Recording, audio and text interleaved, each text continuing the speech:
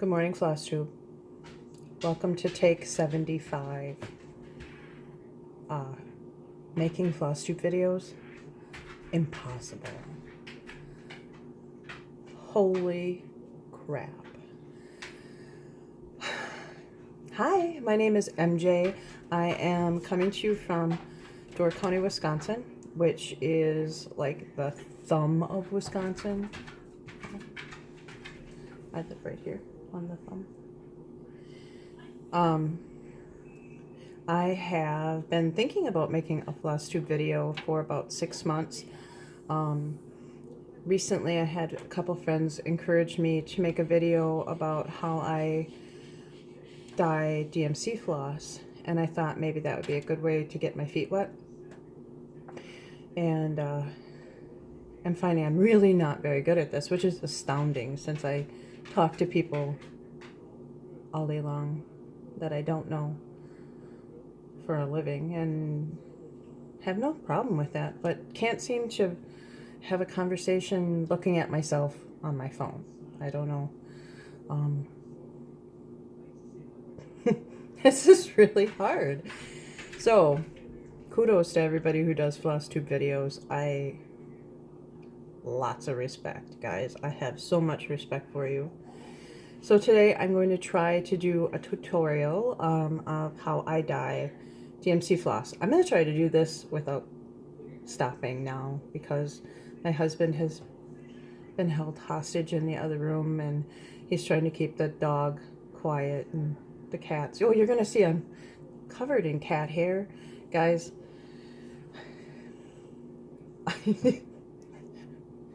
I'm just going to go through it. We'll see if we can get through this together, okay? So, we're going to dye some DMC floss today. Generally, I do a lot of variegateds, and we're going to use RIT dye today. I also use Procyan dyes, but more often for fabric dyeing.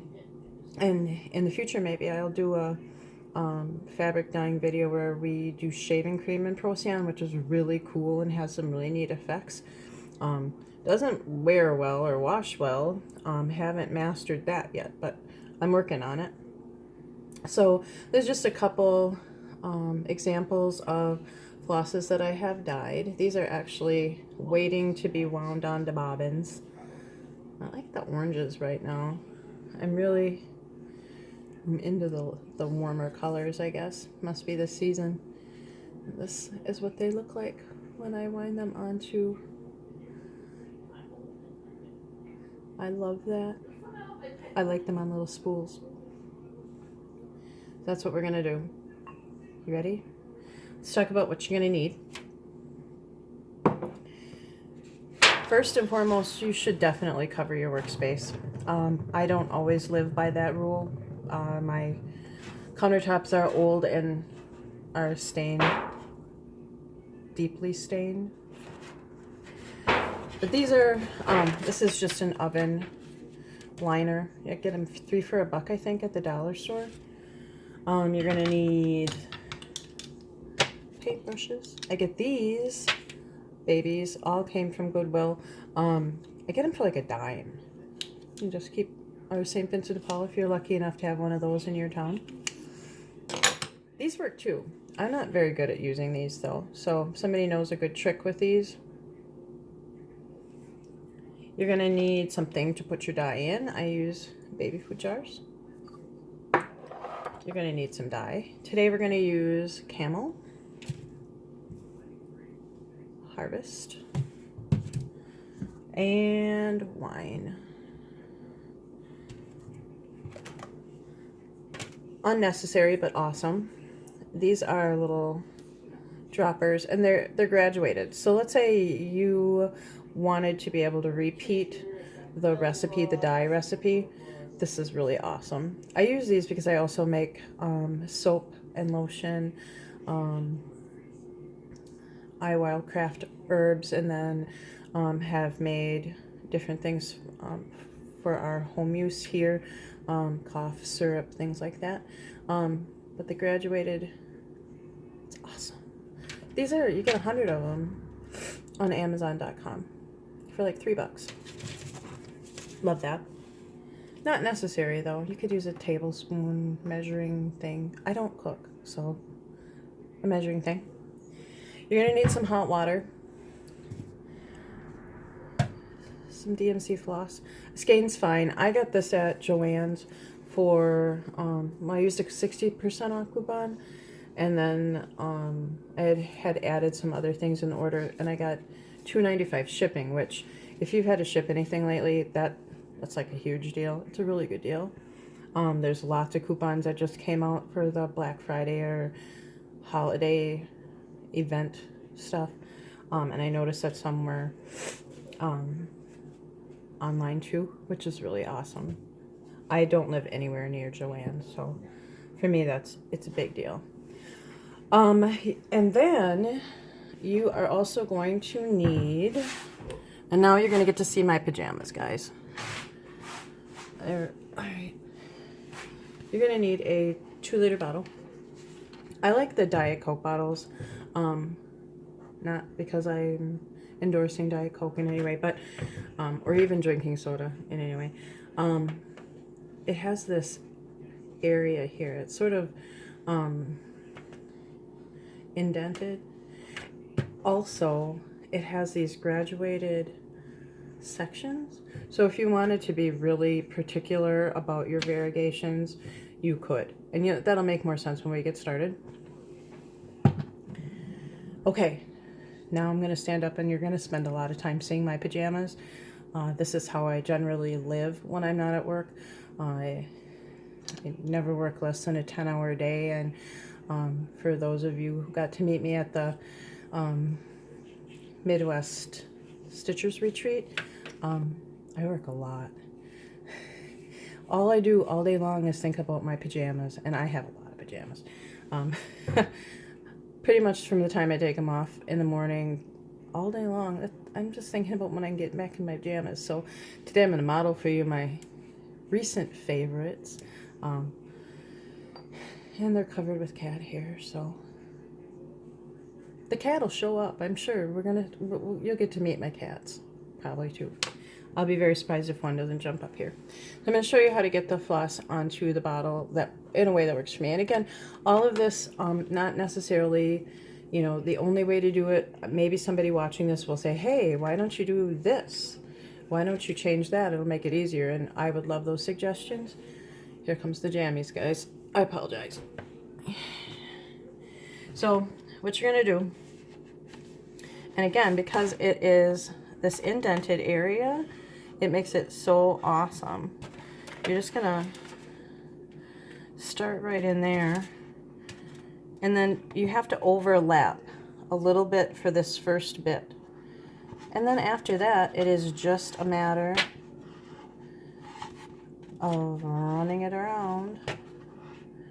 And you're going to cover up that tail. You don't want to leave too big of a tail there, but I'd say that's probably less than 1/2 inch. It's going to be completely covered. Let me go around and around and around and around. And I've just cut a small piece here. I just go around and around and around, and I push it back up with my thumb.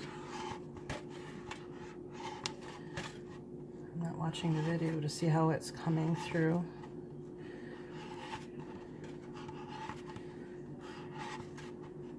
Okay, so to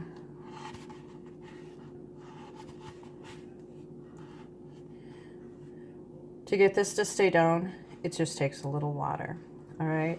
And it will kind of glue it down there with water. I have one ready. Now, there are two schools of thought on this. Some people say that you need to soak your floss in soda ash to get the like the sheen off of it. I don't do that. I do, however, and I have learned that it is a really good idea to thoroughly wet this. And the reason being is that this is cotton. And if I want to do a variegated look, it's very absorbent. So if it's already wet, it's going to stop the spread, and it's not going to stop it all the way. You're still going to see some of the color kind of dragging through. But this is wet all the way. I'm going to show you this since I'm looking. See how you can see all the way? You can see, the nice thing about a clear bottle is that you can see the inside. You will know if you have color saturation all the way through, which is awesome. I didn't used to wrap them around a bottle. I would just lay them out and paint them, you know, that way. And sometimes I didn't get good saturation. This way you will know if you've got good saturation. All right, so now we're gonna go ahead and get our, I've actually boiled this water, like literally I have boiled this water 5 times. You don't need very much. Probably that much is too much. I keep a t-shirt that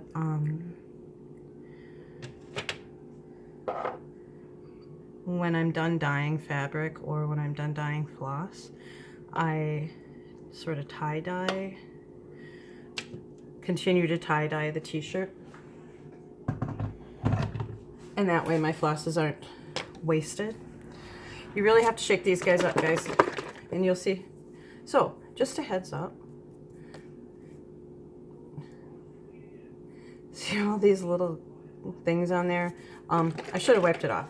I didn't. And you don't want those to fall on your fabric. I don't know why I didn't clean it up, but it doesn't really surprise me. So I am using, in this case, just to the very first, and that's not going to be enough. The darker the dye, it seems, the thicker it is, so you really have to shake those up.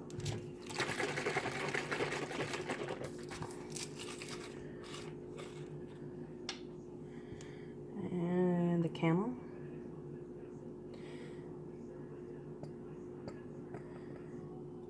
In this case, I'm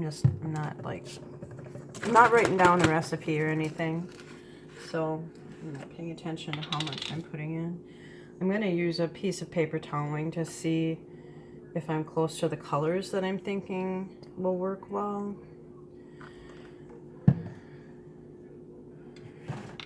Keep the caps together. All right, and the other thing is that this is great for stirring.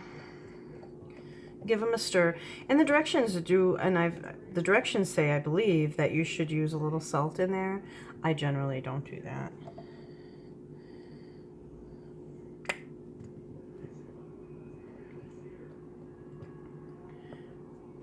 I know this is so thrilling to watch somebody. A good picture of my arm. Okay. So it's a true step-by-step process for you, huh? Okay. Should wear gloves. Faded tattoo on my hand, guys. Don't spend any money on a hand tattoo. Yeah, they were off.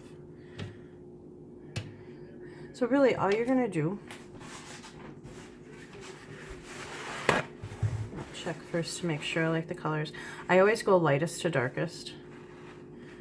And I'm just gonna see. So this is my camel color, and that is really exactly what I wanted.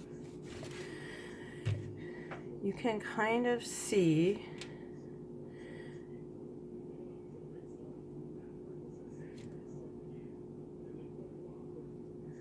and it's just a painting thing. See what I was saying about how it'll spread a little bit, and this isn't because I have been taking so long to get to this part of the process. It has dried up a little bit. I needed a little bit more of a stir.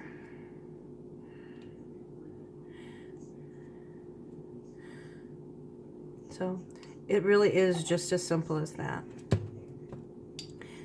So going from lightest to darkest. Hopefully I've got these jars in the right order. And I did about 1.5. And I'm not going to have them touch right away. I'm going to let them touch each other. Okay. And then the darkest. Doing a good stir here. Oh, there's the red.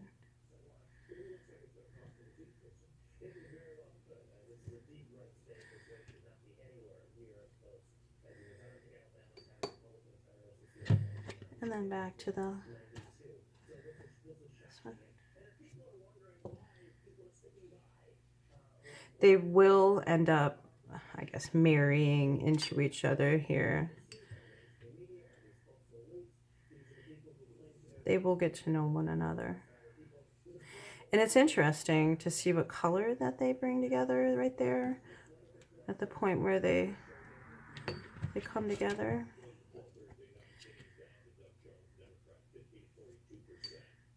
So now I pretty much just set my colors in, and I'm going to go around and around and around. This is where you should probably wear gloves, but that's all right. All right, lightest.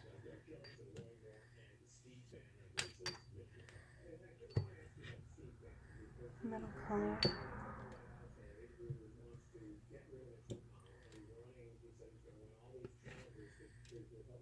I'm going to bring a little more red this way.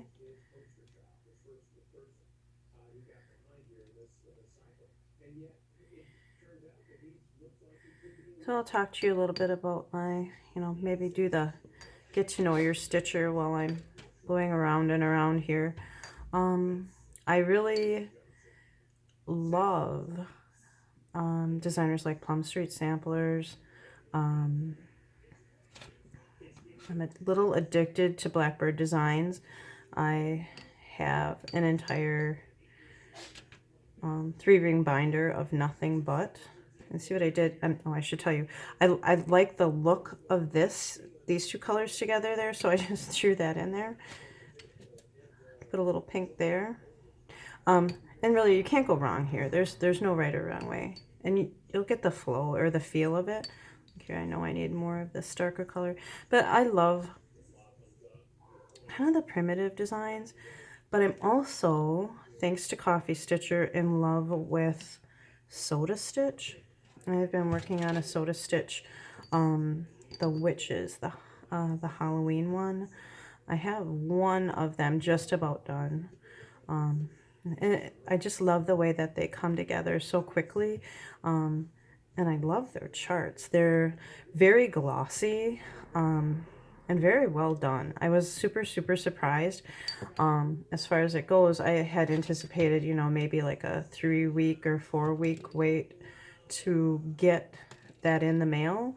And well, I don't know, I think I had it in like 2 weeks, maybe 2 weeks tops.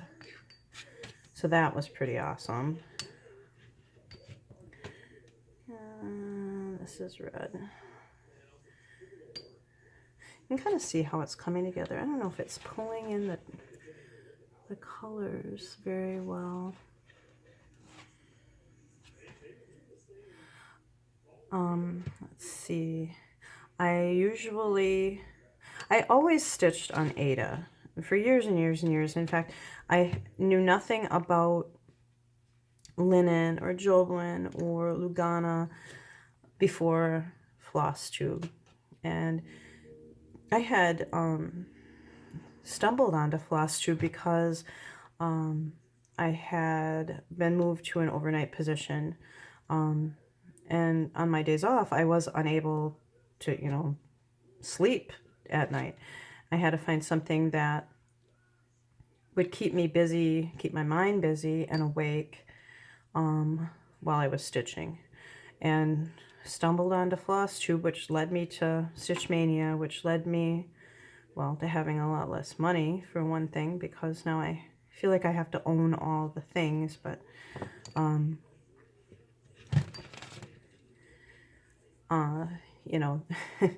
that's how that started. And then I think I started, I switched from, 18 count Aida, which was all I ever stitched on, to like a Joblin, and then fell in love really with linen. And now I kind of always switch between 40 count linen and I don't know why I like Joblin better than Lugana. I'm sure it has something to do with maybe just the texture.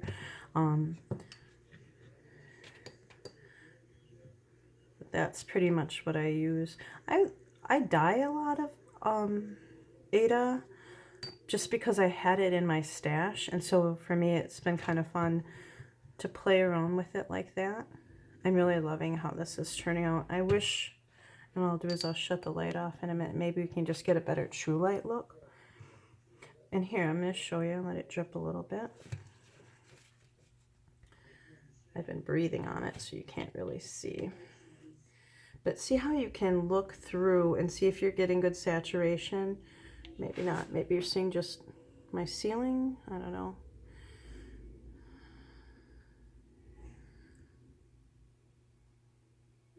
This also shows me where else I need to be.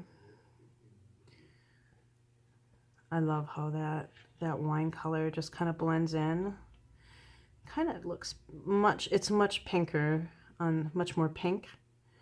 I don't know, poor English skills here. The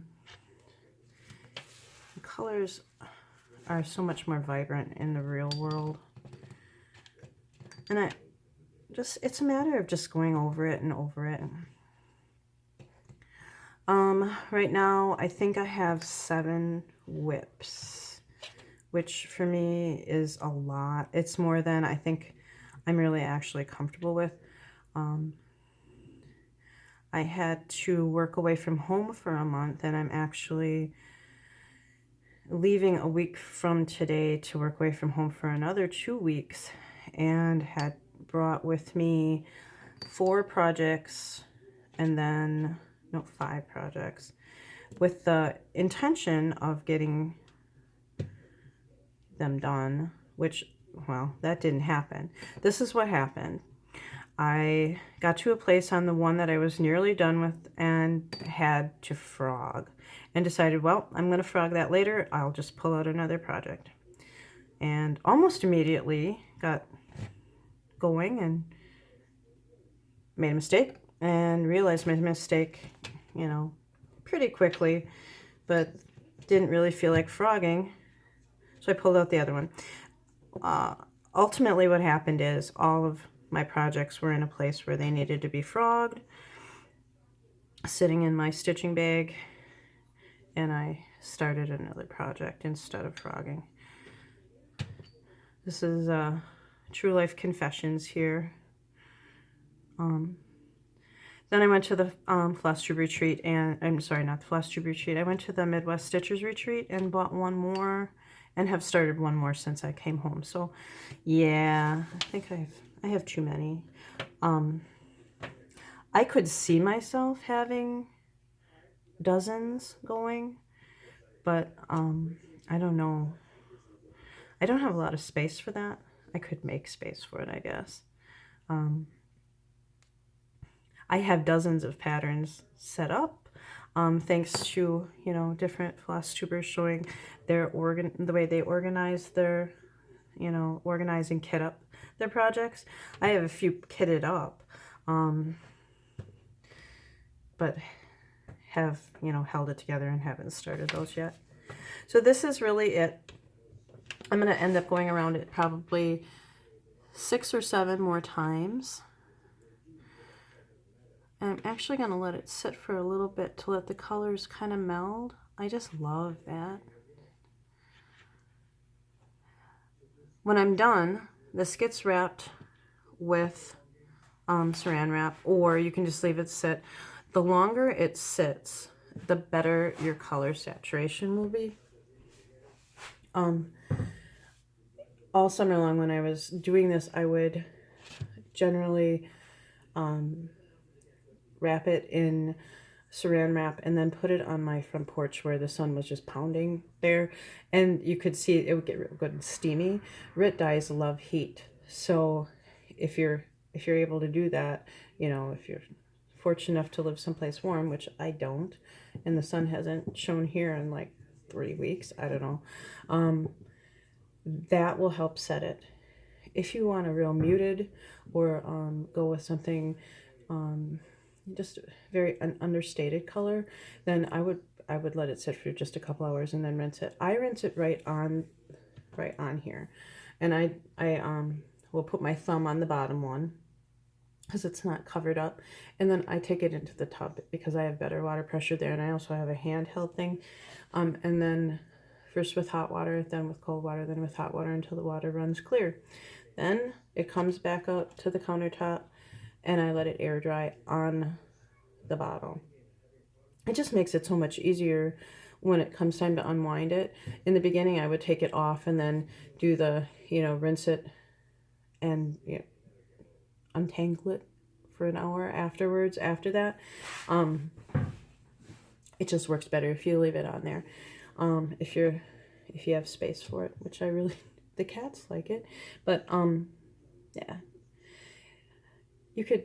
It's super addicting, guys. I hope you try it. I hope I kept you entertained. I don't know, a lot of rambling. If this goes well, I'll do I'll try a Floss Tube video. It took me a really long time to get to the point where I just decided if I messed up, I'd keep going. But let me know how it works out for you. I'd love to see your results. Don't be afraid to try different colors. They don't, if you go to rit.com, there are different color recipes there. I haven't used any of them. I'm more of a, put this color and this color together. I've made a lot of mud colors. That's fine. Don't care. This one I think is going to turn out really good. It's sort of like a sunset. I like that. Hopefully I've been loud enough. Hopefully this was interesting enough. Let me know. I'm not afraid of bad feedback, or, well, I don't know if there's such a thing as bad feedback. Go ahead and post your comments. Let me know what you think. I will try to add a picture at some point of how it looks when it's done, but it does take about 24 hours. I'm going to let it sit. I'm going to saran wrap it and let it sit for 24 hours and rinse it tomorrow. I will, I don't even know if I know how to upload this yet. Don't tell my daughter. She already thinks I'm pretty dumb. Don't tell her I don't know how to upload something. I'll figure it out. So, there it is. Thanks, guys, for sticking with me. I'm MJ, and happy dyeing.